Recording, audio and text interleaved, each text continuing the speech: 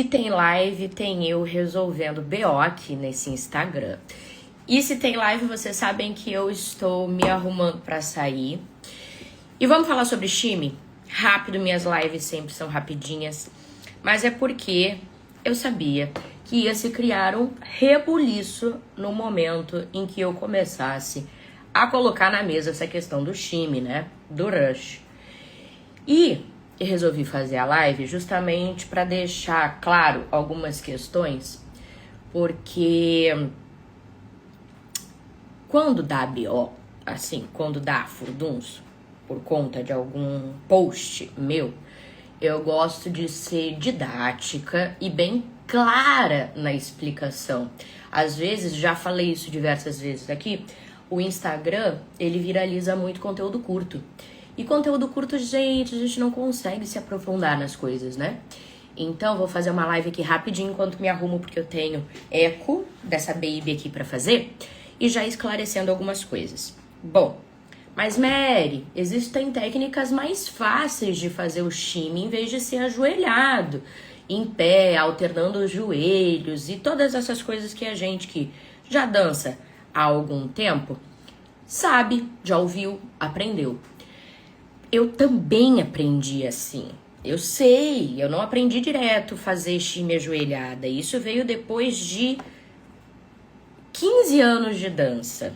Ou seja, muitos anos da minha dança eu fiz assim, pratiquei assim, alternando os joelhos. E acabava tendo muita dificuldade, principalmente em realizar o shime em combinação com outros movimentos. Quando a gente está fazendo lá de pé, bonitinho, alternando os joelhos, a gente pode praticar bastante, que chega uma hora que sim, ele até sai rápido, sim, ele até sai solto.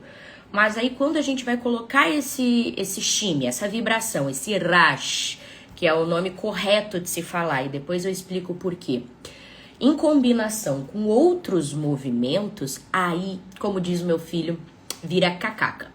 Por quê? Porque acaba não saindo. E por que acaba não saindo? Pelo simples motivo de, como ele é executado através da alternância dos joelhos, e quando a gente precisa realizar shime em combinação com outros movimentos, principalmente, por exemplo, movimentos ondulatórios.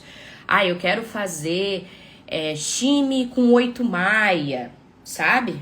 Aquele maia lateral, ondulação lateral. O shime acaba não saindo. Por quê? Porque nessa técnica que a gente aprende de alternância dos joelhos, o shime, ele vem através da articulação do joelho. E aí, quando a gente vai colocar na prática, em combinação com outros movimentos, o shime acaba não saindo porque o nosso joelho, ele tá sendo utilizado para fazer os movimentos ondulatórios, como o maia lateral, ondulação lateral. E não tem, gente, o joelho não tem como fazer alternância mais flexão e extensão para realizar a ondulação lateral. Aí vocês estão querendo que o nosso corpo ele seja mutante, né? Então não tem. E tirando também que essa questão de realizar o shime através da alternância do joelho causa um impacto muito, muito grande na nossa articulação do joelho. Mas, Mary, não tem como treinar assim? Gente, treine. Eu não tô falando aqui que não pode treinar assim. Pode treinar sim. Só que daí vocês não estarão recrutando a bendita da musculatura certa que eu comentei no post pra vocês, que são as fibras de contração rápida. Quando a gente realiza o shime, que nem um robozinho, um soldadinho, né? Com o quadril pra cima e pra baixo e os joelhos alternando. Quando a gente flexiona um joelho e estende outro joelho, o nosso quadril faz assim, certo? Então, quando a gente faz isso, a gente está recrutando as fibras lentas, que é as fibras que a gente já tem em sua maioria na perna e no glúteo. Então, a gente vai estar fortalecendo as fibras que já tem em sua maioria na musculatura. Agora, esta técnica que eu dei, ajoelhado no chão e tudo mais, é a técnica mais fácil para fortalecer as musculaturas de fibras, as fibras da musculatura rápida. Então, quando a gente está lá fazendo o rush, a vibração, focando na soltura das musculaturas, fica muito mais fácil quando a gente vai combinar este movimento com movimentos, por exemplo, ondulatórios, né, sinuosos. Então, se a gente tirar o foco do joelho, da alternância do joelho e colocar isso na contração e relaxamento da musculatura, o seu joelho pode ficar livre, liberado para fazer os movimentos ondulatórios. Estou pegando aqui os movimentos ondulatórios porque é o que mais a gente usa em combinação com o rush, né, com o shimmy. Então, por isso que é muito importante a gente acabar treinando desta forma ajoelhado, justamente para recrutar e para fortalecer as fibras de ação rápida, que não é, em sua maioria, tida nas musculaturas de coxa e glúteo. Essa é a grande questão. Mas, Mary, existem tantos tipos e estilos de shimmy. Bom, isso é o que criaram, gente. Exato, isso é o que criaram. Você pode treinar, e é o que eu expliquei para algumas seguidoras ali que comentaram o post. Você pode treinar da maneira que você quiser. Você pode treinar o robozinho sendo realizado de forma rápida, com a pelve em superior e inferior, para tornar o movimento mais automático, né? Para tentar fazer com que ele saia de forma mais fácil. Mas, gente, desculpa falar isso para vocês, isso não é vibração. Isso vocês estão fazendo uma elevação e depressão da crista ilíaca do quadril de forma rápida. Então, é como se fosse um soldadinho de forma rápida.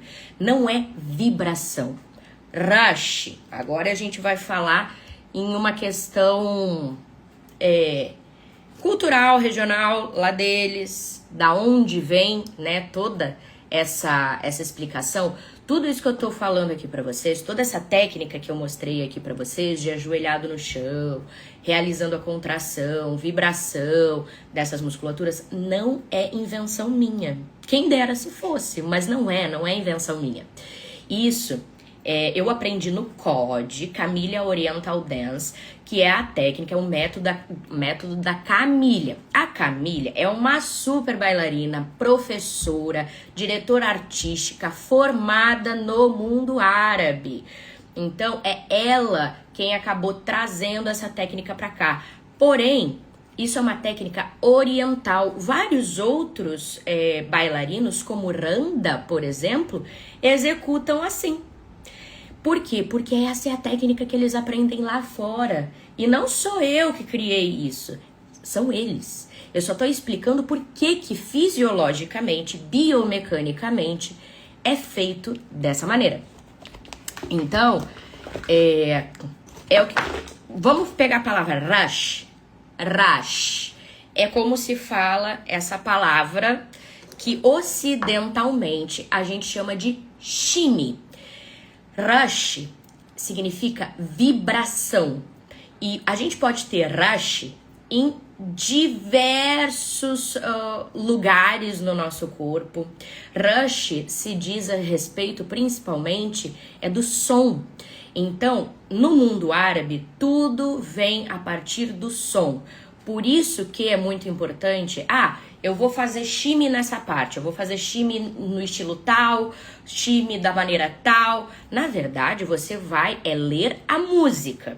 Quando a música tem um rush, que é uma vibração mais solta, que a gente faz isso através dos instrumentos árabes, você como bailarina tem a incumbência e a obrigação de ler e passar para o público esse som. Então, o que acontece? Quando a gente tem aqui no Brasil a gente chama de shimmy de tensão, né? É porque o rush ele é mais contido. Não é porque ele é mais tensionado, ele é menor e mais rapidinho. Por que a gente está fazendo isso? Porque a música pede isso. Quando a gente tem um rush mais solto, que é aquele shimmyzão grandão, Isso é porque a música pede. Por exemplo, vou dar um exemplo de 2 instrumentos fáceis que a gente consegue ver essa dualidade de rushes sendo feitos de maneiras diferentes. Quer dizer, a maneira é igual, mas a amplitude e a velocidade é diferente. Se a gente faz um shimmy, um rush, através do kanun, ou anum, que se fala também, que é o instrumento que parece aquela harpa horizontal, depois vocês pesquisem, kanun. A gente tem um rush, uma vibração mais contida, menor e mais rapidinha. Diferente de quando a gente vai marcar esse rush no derbak, que é o nosso tamborzinho ali da dança árabe, né? Da música árabe. É um rush mais solto. Então, tudo isso vai depender do que a música pede. Entenderam? Mas a vibração é rush. Quando a gente sai do movimento e do som de vibração, e é uma coisa mais marcada, tipo tac, tac, tac, por exemplo, não é rush. A gente vai estar marcando ou um soldadinho, que é a elevação e depressão da nossa crista ilíaca, do nosso quadril, justamente para marcar esse som. Então, rush, shimmy é vibração, o resto é resto. Então, a maneira de se treinar vibração de forma correta na musculatura. Por que eu falo de forma correta? Forma que não lesiona e forma que recruta as musculaturas corretas, musculaturas e fibras das musculaturas rápidas. Como é que a gente vai treinar isso? Ajoelhado. Mas Mary, você falou no final lá do vídeo que tem um grande problema se a pessoa já tem dor no joelho, vai querer fazer esse movimento. Sim. E aí, se só existe essa forma correta, como é que faz? Eu não sou a dona da razão, eu estudo a dança em sua profundidade. Há anos eu entrei na fisioterapia justamente para entender um pouco mais sobre a biomecânica da dança, porque eu sou toda estrupiada do corpo. E é o seguinte, gente, infelizmente, até hoje, nos meus quase 20 anos de dança, eu não descobri uma forma mais eficaz de realizar esse recrutamento de fibra sem ser ajoelhado. Mas a gente tem que dar um jeito, né? Como é que a gente vai fazer? Vai botar a pessoa que tem dor ajoelhada no chão? Não. Como que eu faço, tá? Se é a forma correta, não sei. Estou sendo sincera e humilde com vocês. Mas é a forma que eu já percebi que a gente consegue chegar mais perto dessa técnica ajoelhado. Que é o seguinte. Eu vou mostrar ali pra vocês depois, que vocês sabem que eu gosto de mostrar tudo. Mas deixa eu explicar. Em pé, com os joelhos estendidos, pelve neutra. O que você vai começar a fazer? Você vai começar a realizar uma ativação, contração das musculaturas de coxa e quadril. Enquanto o outro lado, a outra perna, está relaxada. Está ativada ali, com tônus bonitinho, senão a gente não estaria em pé, mas está neutra. E aí a gente vai começar a alternar entre contrair uma perna, relaxa, contrai a outra, relaxa e assim por diante. Ah, mas isso não é dobrar e esticar o joelho? Não. Lembra que eu falei pra vocês que o joelho ele tem que ficar esticado? Então, por que a gente faz isso? Justamente para tentar inibir a ação do joelho e para recrutar essas benditas fibras rápidas de uma musculatura que em sua maioria tem fibra lenta. Então, como é que funciona? Vou mostrar aqui pra vocês. Ué, quando a gente tem... Vou baixar aqui pra você ficar mais fácil pra vocês verem o meu quadril. Em pé, como é que eu faço? Tá? Joelhos estendidos. Pelve neutra. A pelve não é encaixada. Se vocês encaixarem a pelve, olha o que acontece com o joelho. Ele já entra em semiflexão e não é isso que eu quero. Não agora, tá? Com os joelhos estendidos, pelve neutra, também não é desencaixada. É neutra, é corrigida. Em outro vídeo eu explico isso. Você vai começar a realizar uma contração de um glúteo e uma coxa. Estão vendo a diferença? Aqui tá contraído e aqui não, tá ativado só. Solto, contrai o outro lado. Glúteo e coxa, contraio, outro lado. Relaxo, outro lado. Relaxo, outro lado. Bom, isso a gente vai começar a fazer de forma alternada. Relaxa, solta, relaxa, solta. E o joelho precisa ficar estendido. Quando a gente consegue essa contração de forma mais alternada, ó, sem que o joelho faça isso aqui, a gente está sim fortalecendo as musculaturas, as fibras, desculpa, corretas, que são as fibras rápidas. Quando a gente conseguir ter uma coordenação, aí a gente vai usar o espaço normal e anatômico do nosso joelho. Qual é o espaço normal e anatômico do nosso joelho?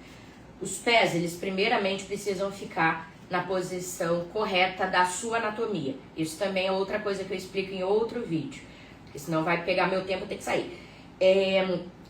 O joelho, ele só pode mexer no tamanho de uma semiflexão.